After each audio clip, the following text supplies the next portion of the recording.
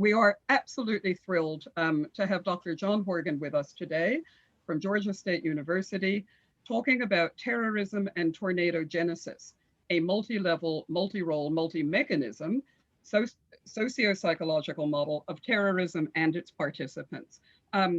This is very exciting work, and I think that we've all been looking forward to this, as well as to John's new book, on terrorist minds, which is forthcoming very shortly with Columbia University Press.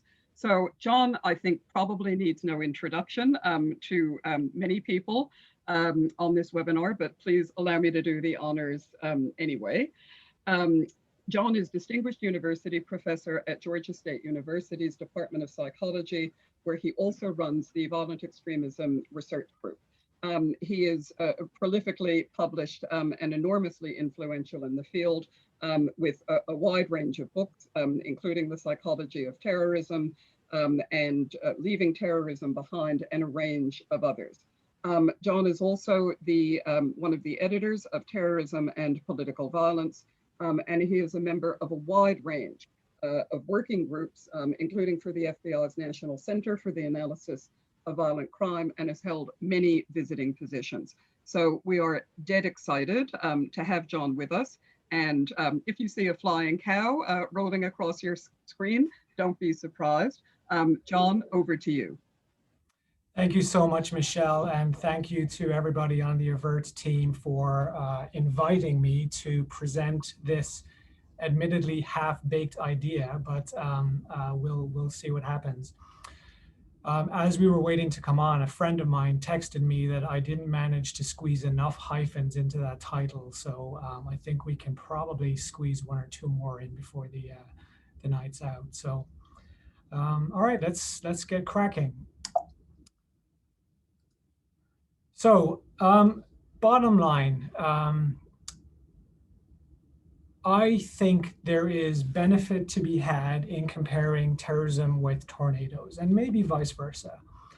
For the longest period of time, I think I've sort of resisted efforts to try to develop models and theories of terrorism for all kinds of reasons. The main one being, I think there's enormous danger in getting it wrong.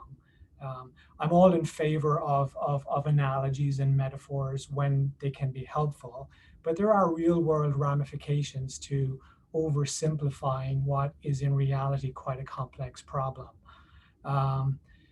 This being 2020, I figured, what the hell? Let's just take a stab at it and see what happens. I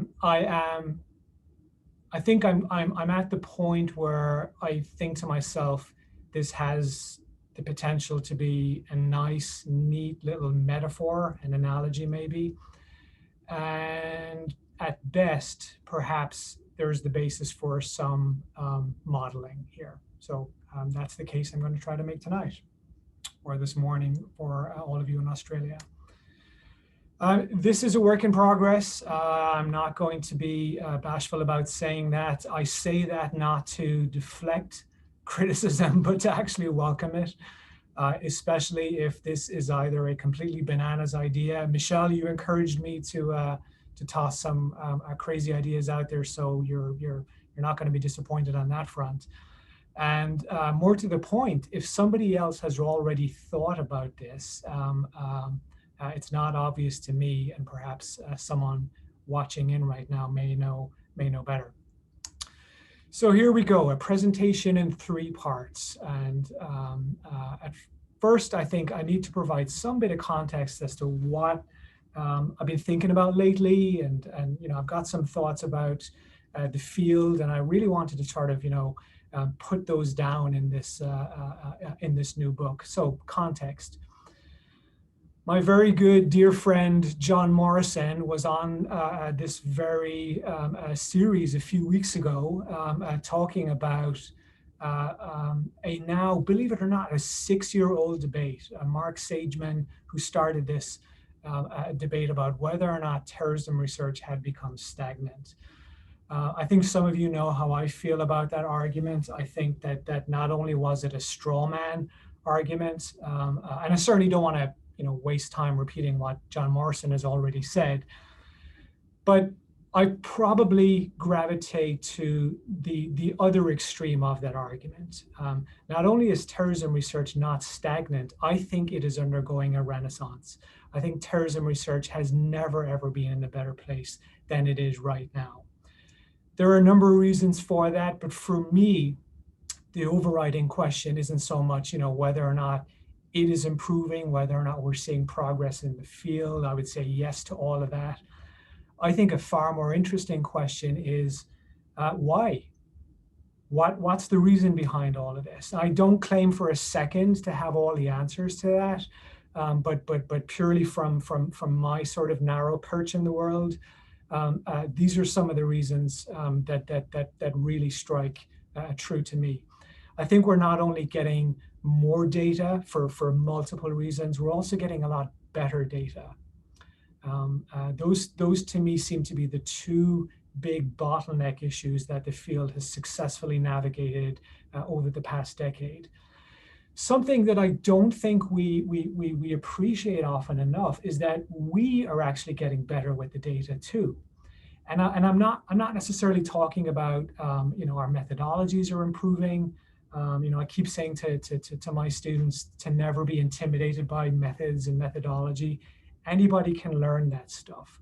What's much, much harder to learn is a sense of the limitations of the data that you have, a sense of the limitations of the interpretation that we bring to that same data set. And that is absolutely not to be undervalued. And I see that time and time and time again in the current wave of research that all the way through from the graduate level up, I'm seeing remarkable progress here. So that for me bodes very, very well for the future. And my bottom line on that is that I think we've never been in a better place to adequately and appropriately describe terrorist behavior. Now, I use that word describe very, very purposefully. For me, description and explanation are, they're two parts of the same thing. I admit that, and that's hardly a controversial thing to say. But over the years, as far as terrorism research has been concerned, I think these two things have been in a sort of a little bit of competition with one another. Again, as I see it, there has been sort of an overvaluing of efforts to explain terrorism via the development of theories, little theories, big models, and so forth. And descriptive research has kind of gotten the short end of the stick. I'm not entirely sure why that's the case. I think some of it has to do with a pretty outdated ideas of the kinds of things that matter in academia. But I've always felt that some of the earlier big picture theories in terrorism were missing a sense of the value of the data. In other words, the day-to-day reality of what terrorism actually looks like. I make no bones about it. I personally feel like I've been buried in the data and buried in the descriptive side of things for a very, very long period. And I see nothing wrong with that. I mean, I guess I certainly didn't set out to do it by design. But I think one of the things that we ought to be mindful of in this field as we continue to develop it is to have a sense of how we might begin to marry these two sides of the coin together again. Now, I mentioned very briefly theories. There is no shortage of efforts in terrorism research to explain what it is we're talking about. These range in size from something very small and informal, like an analogy or a metaphor, to something really, really big and grandiose, like a model or a revised model, or something even more ambitious, a conceptual framework. These things here on the screen are not interchangeable. I think we often sort of talk about them like they are, but they're not. I'm not here to criticize them. I'm not here to certainly, highlight some and poke holes in them. But I think it's worth having a sense of what they are and what makes a good model. Metaphor abounds. I couldn't help but mention this one. This is probably one of my all-time favorites from a brilliant book by Graham Wood. He uses the analogy of fishing. Graham is talking about his experiences in London and elsewhere, meeting with both activists and recruiters for the Islamic State. And he typical Graham Wood. I mean, he's virtually poetic with this in terms of giving us a very memorable, simple way of describing what's going on here. He says these were fishers of men, and as I watched them work, I saw that they were trawling on a commercial scale. I think that's wonderful. I can probably just use these as flashcards. I mean, I'm sure that those of you familiar with the literature on radicalization will be familiar with these big models, the pyramid model of radicalization by Clark Macaulay and Sofia Moskalenko, revised to a two-pyramid model. We have a staircase. We have, of course, the infamous conveyor belt. There are lots and lots of ways to try to simplify and make memorable and make accessible the complexity that is terrorism. I've been involved in two such efforts over the years. I'm not going to really dwell too much on them, but I have to mention them. One with my colleague Max Taylor back in 2006, and one more recent with a team led by Jamie Khalil on a slight corrective that we saw as needing to be done in some of the literature. Anyway, if you're interested in those, I can make them available to you. I think it's fair to say, without highlighting any or singling out any individual models for criticism, warranted or otherwise, not all models are created equal, okay? Some are meant to be simple metaphors. Some are meant to be just attempts to try to categorize and to try to simplify.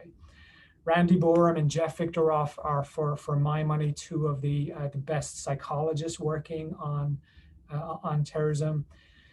Randy's view in a huge review he did back in 2011 said that many of these models are anecdotal and unsystematic. Jeff is a little bit more kind, saying, well, look, they're all valuable, but most of them await better substantiation. Michelle mentioned at the top of this presentation that I'm writing a new book. It's almost finished. And for that book, I tried to do two things. I basically set out to synthesize 50 years of research on terrorist psychology, and then to sort of step back from that and think, well, where has it gotten us? And where has it gotten us that can be translated into actionable knowledge? I think I've made progress with that task, but I couldn't get there without asking this question. Well, what is it that makes a good model? And with respect to just the small few examples I've already mentioned, I think a good model will make something complex easy. It'll make it memorable to understand, which is why I love Graham Wood's trawling analogy. These points, by the way, are as I see it. I don't expect any of you to agree with all of these, but I think a good model ought to be informed by empirical evidence. And I know not everyone is going to necessarily agree with that. The reason I think that's especially important when it comes to something like terrorism is that we have gotten this wrong, and in policy circles, it has had real-world ramifications. So I make no bones about sticking my flag in the ground there. A good model should be subject to refinement when either more data becomes available or if contradictory evidence becomes available. I think a remarkable example of model refinement came from Macaulay and Moskalenko, who on some levels, completely revitalized their initial pyramid model to something far more ambitious recently. Good models should have some predictive ability. And I think something we really don't do nearly enough in terrorism work is it should have realistic expectations for its users. And I think we probably need to do a little bit more to make that explicit ourselves if we are going to be ambitious enough to try to push these things out there. Okay, so that's I suppose the context to some of the kinds of things I've been thinking about lately. Let me give you a little bit more information, or more specific information rather, about what I've been thinking about far more recently. So part 2, the setting. I got to give this kid props for a fantastically timely tweet. Dean Smith is a grad student at University of St. Andrews, bless his heart. he tweeted this out a couple of weeks ago and said, "I'm not criticizing Horgan's writing style. I'm just saying that considering the subject matter, whiskey helps." And I wrote back to him and I said, "Look, I'm not blaming you here. I give you props for reading a book that I look back on now and view it as largely unreadable. It was written as a very technical book. I now know, 20 years into my career, it didn't have to be written so inaccessibly." I mention this because several years after I wrote the first one, I actually did a second edition. I didn't just do it to try to get away from this, terribly turgid intellectual writing style. I actually ended up revising a lot of assumptions. Not necessarily, huge revisions of how I saw the psychology of terrorism, but just little tiny course corrections here and there and things. What I found was that nobody really read the second edition. Anytime I see the work being referenced, it's always the first edition, first edition, first edition. I might be thinking, who the hell cares? Why are you talking about this stuff? The reason I'm talking about it is that last year, I decided I wanted to go back and do a brand new bottom-up version of the psychology of terrorism again, but written for counterterrorism practitioners. I've been really focused on the past 5 or 6 years on this concept of actionable knowledge, how we can translate evidence-based research into things that we can do to enhance public safety. It sounds good. In reality, I think it's very, very hard to do. And thanks to the kind of exposure I've had to counterterrorism practitioners in the UK and here, I think I'm starting to figure out how to walk that walk. Where all of that matters here is that I thought, you know what? I ain't going to crack this by doing a third edition of a book that people are probably not going to read. So I decided to do this from the ground up. And I talked to some of the good folks at Columbia University Press, Kaylin Cobb. Bruce Hoffman runs the terrorism series there. And I went to them with a proposal and said, look, I want to try to do something a little bit different here. And they sent it out to review, and very happy to say that the reviewers liked it. And this is what I've been working on now since January of this year. And it involves, this is a whole nother presentation, so I won't dwell on it too much, but like I said, it's a big synthesis, and it's also me trying to help carve a road for this actionable knowledge that I'm talking about. And it actually led me to revising quite a lot of positions that I've really held on to over the years, this sort of, psychology of terrorism gospel. And so, I'm looking forward to pushing that out there. This leads me to what I want to present to you this evening. And that is something that started off as a couple of pages in the book. And I thought, well, this is maybe a cute little metaphor that'll take up a couple of pages. And the more I thought about it, the more I thought maybe there's something more to be had here. I didn't set out to try to develop a model, but this seemed to sort of keep cropping up again and again and again, and I thought it worth giving a shot at least. So a little learning is a dangerous thing, as they say. I'm a firm believer in that, and when I decided to do some research on tornadoes, I tried to do what I would expect of a graduate student that might reach out to me for help on a research project. I did my own research first, And then I started to reach out to tornado experts who very politely and constructively said, you might want to read a little bit more. And it, very graciously pointed me to some things. Tornadoes are defined as violently twisting upward vortices of air produced by large storm systems commonly known as supercells. So I knew nothing about tornadoes. I had seen this terrible movie Twister from 1996. And I had no idea that tornadoes were themselves part of something bigger and more complex. This is a slightly broader, slightly longer definition by D.K. Lilly. Tornadoes are an element of frequent disaster-causing potential whose basic internal dynamics are largely unknown. Largely is contested there. The unsatisfactory state of knowledge is mainly due to the difficulty of making quantitative observations on a phenomenon which is rare in occurrence at any given location, short-lived, and highly destructive. Starting to sound a little bit familiar? The more I read about tornadoes, the more I saw, well, you know what? Again, there's certainly no shortage of what would appear to be pretty superficial similarities here, right? And I will own that this is superficial. If we think about this in terms of observer effects, this is dramatic stuff. It's very audience engaging, newsworthy, and it elicits both fear and fascination. We certainly would never want to get caught up in either of these phenomena, but when they happen, it feels like we can't look away. Both have the potential to be highly destructive, though it isn't always the case. They vary in size and intensity and duration and so forth.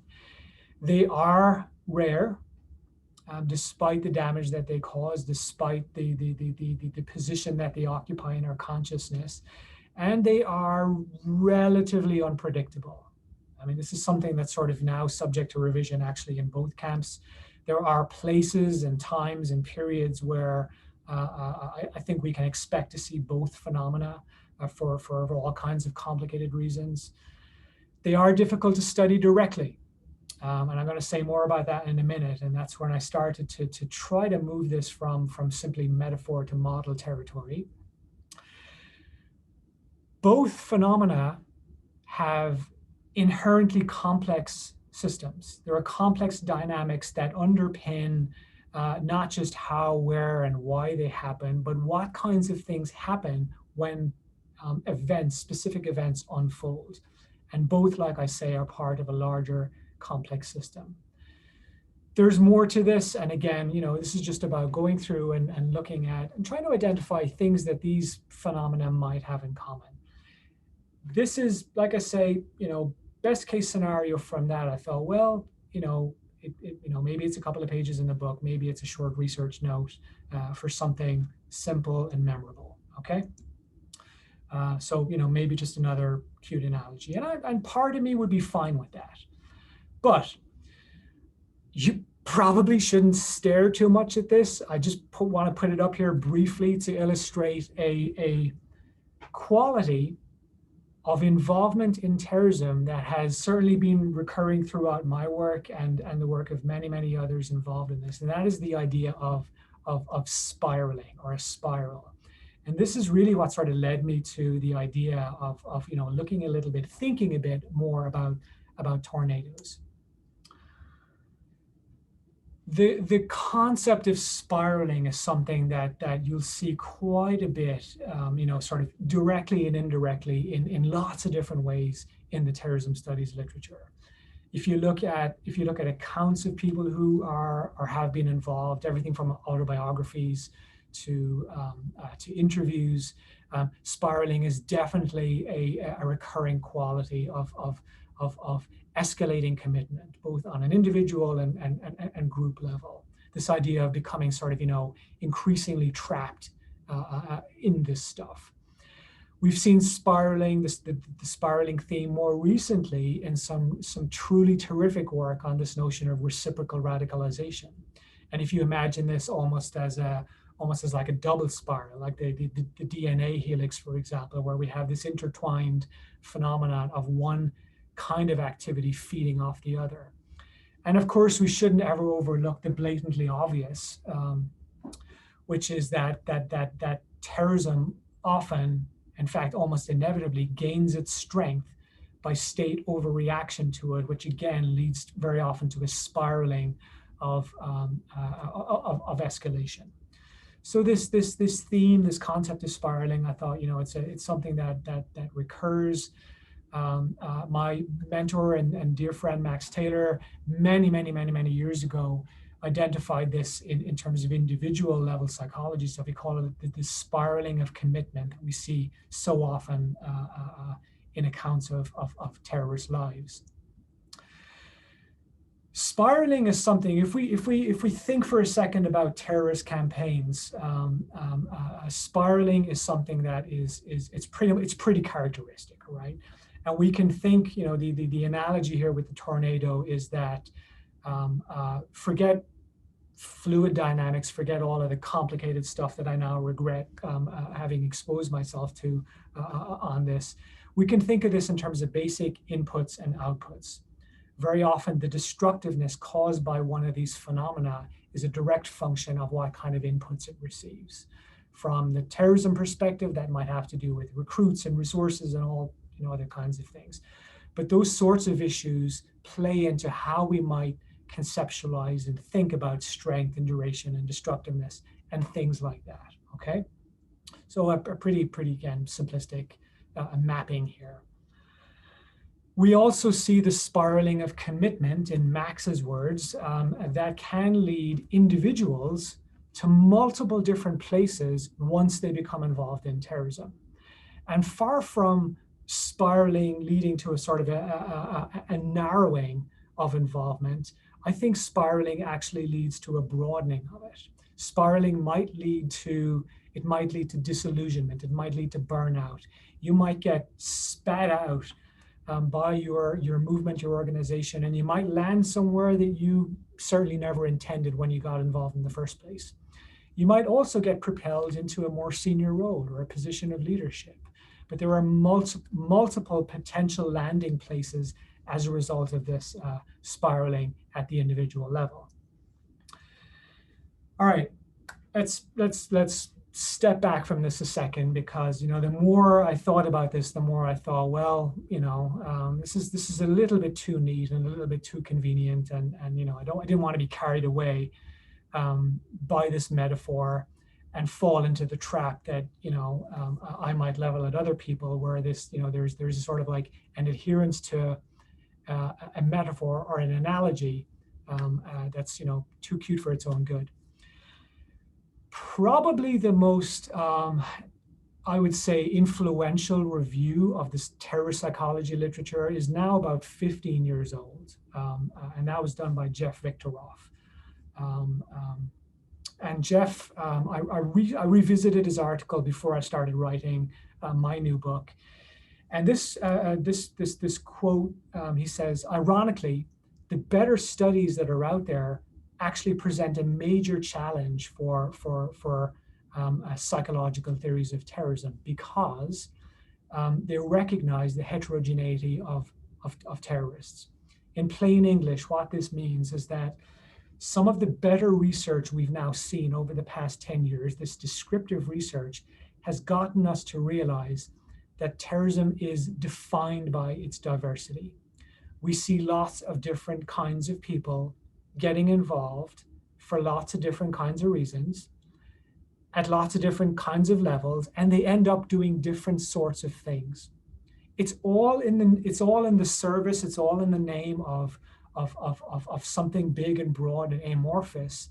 But this idea that there are multiple actors at multiple levels following different sorts of pathways.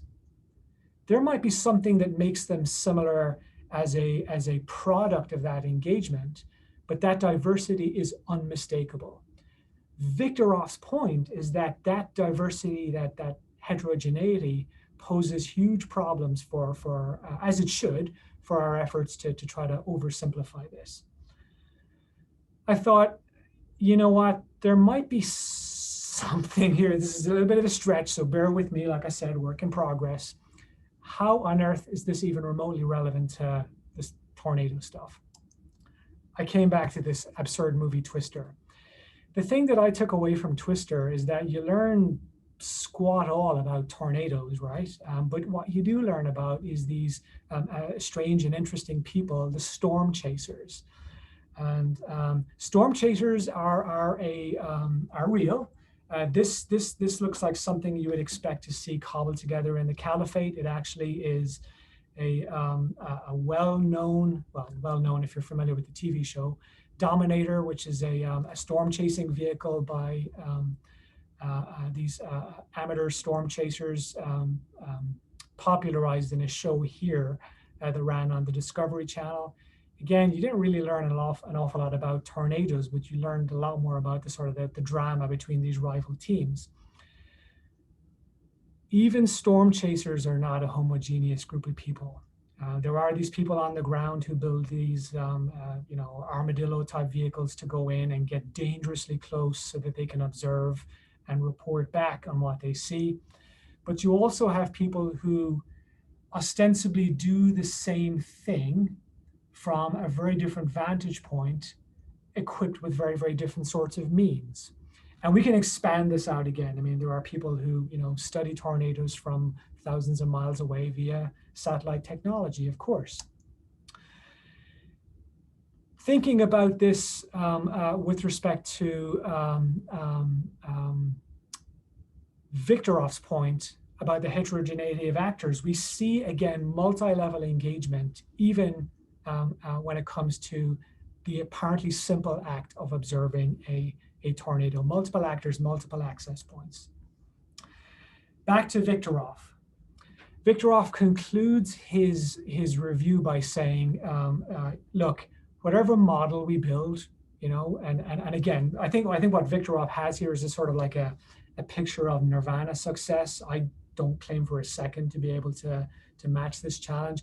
Victoroff is saying we need a new model, one that accommodates a multiplicity of forces at work to arrive at what he says is consilience, a unified theory that is explanatory across multiple levels of analysis and examples of terrorist activity. I'm on board with what Jeff says we ought to be heading towards. I'm a little bit, I sort of bristle a bit at how he sort of emphasizes the explanatory nature. I just don't think we're at that yet. I think it's going to be a very, very long time before we get there. But Victoroff is saying, eventually, look, this is how we ought to be thinking about this. But on everything else, I will buy into. So I think that if we're to try to develop a good terrorism model, and there are plenty of good terrorism models out there, right? I'm not trying to reinvent the wheel here. I just feel that I'm seeing it a little bit differently in the context of some of the sorts of things that I'm interested in. We have to embrace the complexity and not shy away from it. And that is the inherent contradiction, of course, in embracing models and metaphors and analogy that seek to simplify. And it's asking for two seemingly contradictory things. How do we simplify what is inherently complex? The reason that I have started to explore whether or not tornadoes offer the potential for modeling is that I'm starting to, one of the many points I raised in the book is that I don't think we have done a good enough job in psychology in realizing where the limitations of our discipline lie. I'm going to get killed for that from some of my colleagues, but a dose of disciplinary humility probably never did us any harm. One of the things that I really gotten from a few months of thinking unnaturally deeply about tornadoes is that it gives you a clear sense of where the boundaries might lie with respect to explanation. And it forces clarity around what can be explained, where and how and by whom. Let me try to, again, explain that in plain English. The more I started to think about, the fact that you have, it's one thing to think about tornadoes and why we're drawn to them and why different people are drawn to them on different levels for different, slightly different sorts of purposes. There's another set of issues that has to do with how tornadoes form and what kinds of dynamics feed into that and how they're sustained and so forth. But I realized explaining why tornadoes form in the first place isn't necessarily going to tell you a damn thing about why people are drawn to it. And I started to think, where does that same logic apply, if at all, in the context of terrorism? And I think it actually does map on. For good or for bad, and it might be that this is just how I have seen psychology. I've spent several years now trying to understand how, why, where, and when people are attracted to terrorism and what happens to them once they become part of this process that engulfs them and changes them. I think I have acquired a way of understanding that. I don't think that equips me with the means of explaining how terrorism comes about in the first place. That's not me trying to express some sort of a false modesty or humility or anything like that. I genuinely mean that. And I think I'm starting to see that same logic play out with this analogy of looking at tornadoes. I think, and these are conversations I've started to have with people who know about tornadoes. We're talking about some pretty complex dynamics. Terrorism is governed by complex dynamics. I think there are some interesting analogies here in terms of how destructive forces can be deepened and strengthened at the individual level, at the group level, at the organizational level, and how we can think about how to model that in new and exciting ways. Okay. I also think that one of the great qualities of the research that's come out in the last 10 to 15 years in the descriptive world has been, again, embracing the diversity and complexity of terrorism. We can easily see that with the tornado analogy. I promise this is not me trying to be sort of, academically precious by saying, this is where the psychologists belong, and this is where the political scientists belong, because let me tell you, there's been a lot of migration back and forth, up and down the various levels of analysis. I'm not here to pick that fight today, but I do think there might actually be benefits to recognizing the boundaries of where one discipline might. I take back one of the words in this slide. I shouldn't say relevance. What I mean to say is focus. I think psychology is very well positioned to focus at certain levels. And I think other disciplines are better positioned to be focused at other levels as well. And this actually ties back to a point that John Morrison made here a few weeks ago. We shouldn't be doing interdisciplinary work for the sake of it. John, I am 100% on board with that. I think we've sort of lost sight of that. We throw this out now as a sort of a cliche, and I think it's probably more multidisciplinary than interdisciplinary. But the more that I think about this, the more I'm drawn back to Walter Reich's point from 1990, where he said, no one discipline should have a monopoly in the study of terrorism. I think after studying terrorism for 20 years, I'm finally starting to understand what that might mean. I'll stop there. And like I said, I did say that this is a half-baked idea. There you have it. And I'm curious to hear your thoughts. And at a minimum, thank you very much for tuning in. Okay, John, thank you so much. Hi, thank you so much. What an absolutely fascinating and generative talk. I have 1,000 questions burning at the moment, but let me put my own questions aside for the moment. And Vivian, I'm just wondering if you can turn my video on again, which would be fantastic. Thanks. So look, a couple of questions that have already come through, John. I'm going to start with the second one first. This is a person who is asking whether you would consider, going back to the features of what makes a good model, qua model, would you consider replacing the idea of some predictive ability with the idea of better saying, is it testable? You know, is it interrogatable? Yes, I would. Yeah. Yeah, there you are. Hi. It's good to see you. Hi. Good to see you too. Yeah, I would. That's fair. Yeah, that's I totally buy into that. Absolutely. Yeah, for sure. Terrific. Okay. The next question is in relation to your role as an editor of Terrorism and Political Violence. Do you think, based on some of what you've shared with us today, that there might be a move beginning towards publishing more descriptive rather than explanatory articles in terms of contributions to the field? Oh gosh, that's an interesting question. It certainly is not a strategy employed by the editors of TPV, I can tell you. I mean, we get all kinds of stuff and we look at it and go, this looks really, really good. We're going to send it out for review. And that's that. We certainly don't categorize it as, okay, another descriptive piece, let's prioritize that. It doesn't work like that at all. Yeah, I know I'm always fascinated to hear about how people think journals work. It's really not that systematic at all. So, I mean, it does raise the broader question though about how and why we're seeing so much more descriptive work. And again, I don't really have a good explanation for it. I think the most exciting developments I'm seeing lie at the graduate level. I mean, we're seeing extraordinary growth at the graduate level all the way up. And again, it's about making really good use of what was once quite sparse data.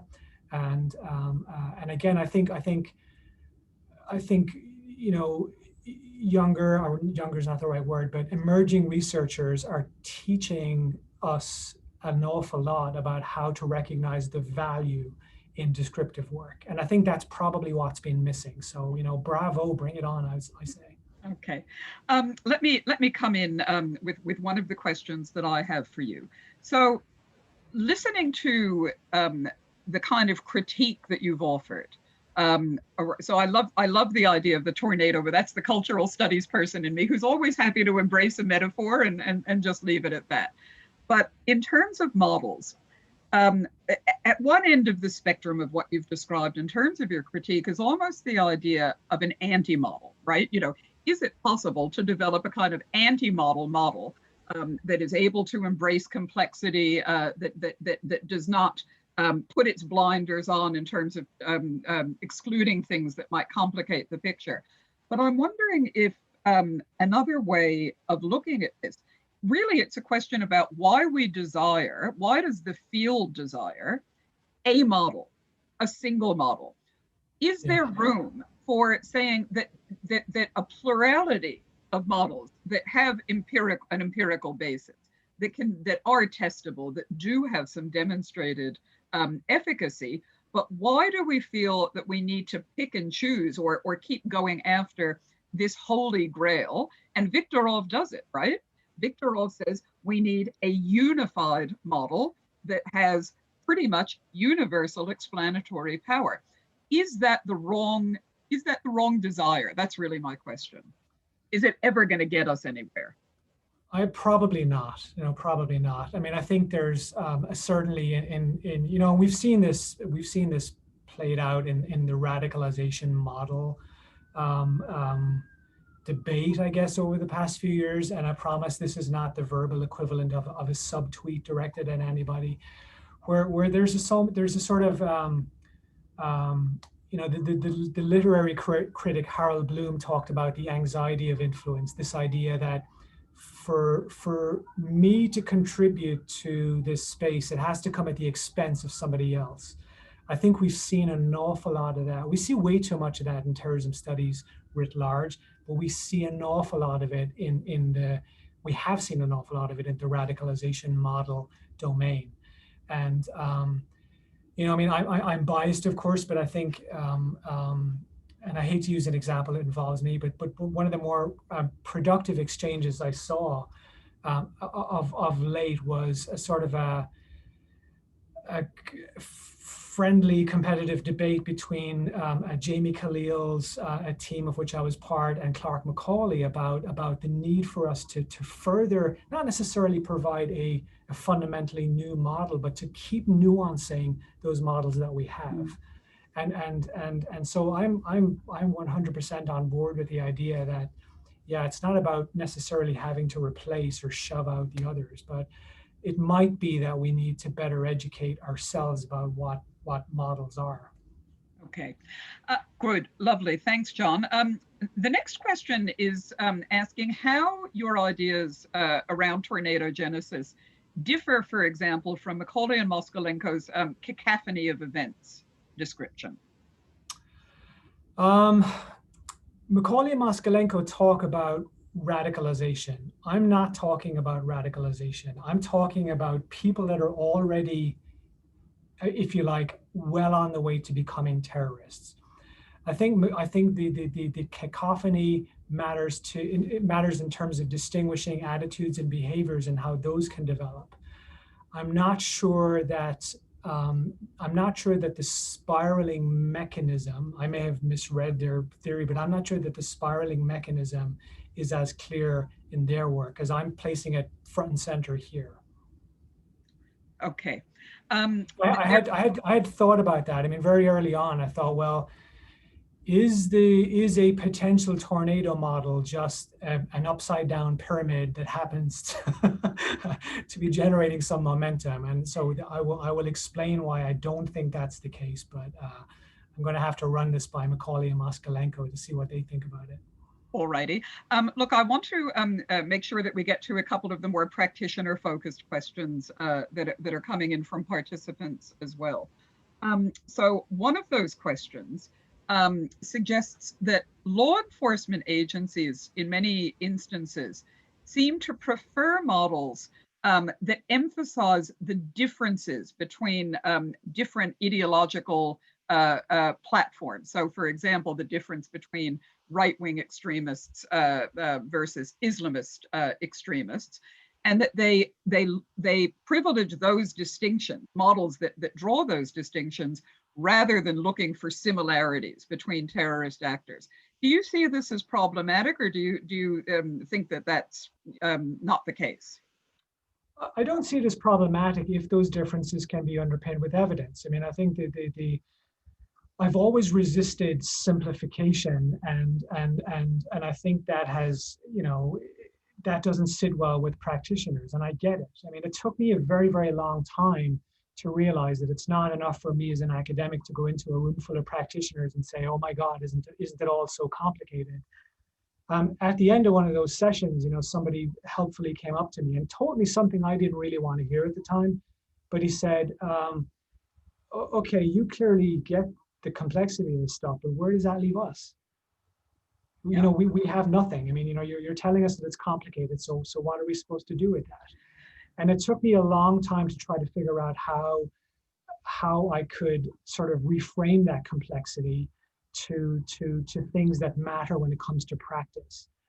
And I think it matters in terms of, you know, things like, it certainly matters in terms of managing cases and investigating sources and conducting interrogations and those sorts of things, where you don't have these clear-cut boundaries. You don't assume that a person is motivated by one ideology or another. What we're seeing now in terms of this, you know, this confluence of competing ideologies seems to fly in the face of all of that. Absolutely. Terrorism is fundamentally complex, and I think the challenge for researchers is to somehow effectively translate that without compromising on the complexity. That's a tall order, I admit that. Yeah. Okay, and that is a fantastic response in terms of its lead-in to another question here, which is about the implications of your thinking about this model for the way in which we design interventions. So one of the things, the question is from somebody else, but one of the things that occurred to me as I was listening to you that would supplement this, when you think about how a tornado behaves and what we can do about it, the answer is actually nothing, right? You just have to sort of sit it out and wait for it to lose power. And so I thought of the storm chasers as, governments and law enforcement and security agencies, everybody sort of pedaling frantically, to sort of try to catch it. But how do we design interventions, or how might we start to think about interventions in ways that actually see an opportunity in a model like this? Oh, Michelle, I have not thought that far ahead. when it comes to mapping that onto this, I'm not even close to there. It might be that it's about things like, and this is a real stretch, okay, but off the top of my head, it might be that, well, it's fundamentally about just getting out of the way. It might be that it's about early warning systems. I mean, if you listen to our outgoing president here, it might be, I don't know, was it tornadoes or hurricanes that he talked about bombing, but we certainly don't want to do that. But when it comes to intervention points, I'm not entirely sure that ask me in a month and I might have a better answer for you on that. Okay. I don't know. Fair enough. Let me move on to a couple of other questions in the time that we have remaining. So this is a question from somebody who has worked in policing, has led counterterrorism operations, and is curious about your thoughts in relation to how we can bring academics and practitioners together to actually work through the kind of thinking that you're presenting here. So it's really, I think, a question about the extent to which, as we start to develop these kinds of new theoretical ways of taking hold of some of these issues, is there a role for the kind of dialogue between practitioners and theorists or conceptual thinkers that we can really make work for us? The fact that that question is being asked is itself, a source of encouragement. I mean, it has to happen. There's no doubt about it. I think the greatest leaps I've made in my thinking as a sort of, a very narrowly focused academic who's sort of obsessed with this stuff, it has been, spending time with practitioners, people who have given me, a peek inside the door in terms of when it comes to police work or intelligence work, or over here, Homeland Security and Department of Justice. This is not about access to privileged information or access to, secret files. I think there's just sort of a lot of misnomers out there about what that kind of engagement actually involves. I think it often just means seminars and talks where an academic is invited in to share thoughts on what does the literature say about this, or what does it say about that, and that's just how that dialogue gets going. Very often the reason we don't speak each other's language is because we don't spend enough time with each other. And so, we have these practitioners have these funny ideas of academics, and most of them are merited, but that goes both ways. And very often, I think, what sort of limits academics from getting access to that world is sort of it's this false pretense of national security protections and things like that, where the reality is it's more power and control and stuff like that. But I have greatly benefited from that kind of engagement, and it has fundamentally changed and for the better how I think about literature and how I think about the sort of the end users of some of this research. And I like to think that I'm all the better for it. I'll still put my academic hat on and embrace that. But if practitioners invite me in for a talk, I know my audience and I know what they're looking for. Terrific. The next question is back to the idea of the tornado. If you move at the speed of a tornado and become caught up in the vortex of extremism, the rest of the world, by which this questioner means mainstream society, would start to blur.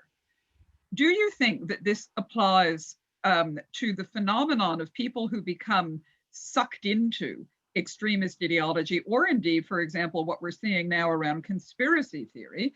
Does this help explain the phenomenon of what we mean when we talk about extremists losing touch? And I think bound up with this is very much the idea of not only of the spiral, but of the speed and the tempo at which this takes place. It might. It might. I mean, I think that's essentially where I'm going to try to take this argument. It might, yeah. I mean, one of the, I've been fortunate over the years to have been able to speak to some people who've been involved in terrorism and violent extremism. And they do describe that sort of that blinkered mentality you get where everything else just seems to be unimportant. And then it's all about, feeding the cause, feeding the group, getting so wrapped up in the day-to-day minutia and managing the stress. I mean, it's so part of the spiraling is about trying and sometimes failing to cope with that increased pressure. Things just do seem to speed up and threaten to get out of control. And some cope with it and they land in positions of seniority, or their commitment is expressed by them embracing a new role. Some don't cope with it. They get burned out, they get disillusioned, and they get tossed out, or they get killed, or something like that happens. So yes, I mean, I do think that is a fairly well-established feature of this, increased focus. Okay, we're going to close with one final question because I see we're virtually at time, but we did, because of technical difficulties, get started a bit late. So this is from a colleague who works in the area of community resilience. And they're pointing out that the community resilience approach that they take really borrows significantly from disaster resilience models. Recognizing that, like tornadoes, we can't always prevent terrorism, but we can try to minimize the damage to society and social cohesion. And certainly, as somebody also who works in resilience, this resonated with me when you were talking. So I was thinking about the image of people who get sucked up into the vortex, and then who are the people who are able to resist getting sucked up? Who are the people who have something to anchor onto or to cling to for dear life while the vortex is swirling around them? So I think the question here is this very generative idea of tornado genesis also something that we can look at in terms of thinking, what are the features that we need to see in terms of community and social level resilience that might actually help prevent or limit vulnerability to getting sucked up into it? I think that's tremendously relevant, Michelle. The reason I've sort of, because like I said, I mean, I think I'm sort of inherently wary of these cutesy analogies, and they're, if you're somebody like Graham Wood, you can do it and you can pull it off and it looks fantastic. But I thought, the tornado thing, I'm not so sure. I think the reason that the tornado image stuck with me is that it delineated for me the fact that you do have people who will willingly go there to get virtually sucked into it. You'll also have people who go there because they want to take a look, and they'll decide, you know what, it's not for me. I think I'm either going to go back indoors or back down into the cellar, or I'm going to turn the car around. You spoke of holy grails earlier. I mean, the holy grail for radicalization research has always been to try to find out more about the people who dip their toe in the water and then decide, you know what, not for me. I think I'll get out before it's too late. And I mean, it's the sort of the conceptual control group, right? But we know virtually nothing about the people who do that. And yeah. Okay. Look, John, unfortunately, we'll have to leave it there. And thank you for sticking with us into your evening. This has been the kind of presentation, I think, where I know and I'm sure many others are going to want to go back through it, really, really think, productively about what you've said over and over. So I'm hoping that this is just the beginning of a conversation about the really terrifically interesting and very generative ideas that you shared. And I think that we can't wait for the book. Oh, you're far too kind, but thank you so much, and for indulging, like I said, what is for now a half-baked idea. So I greatly appreciate it, and all the questions. Thank you, everyone. Okay, well, thank you very much. It's been absolutely fantastic. And thank you to everybody for coming along. Just a quick reminder that we have our final international speaker webinar coming up with Maura Conway on the 9th of December. And of course, you can find out more information about that on the AVERT website. Thanks again, and good night, everybody. Thanks, John. Take care. Bye. Thank you. Bye now.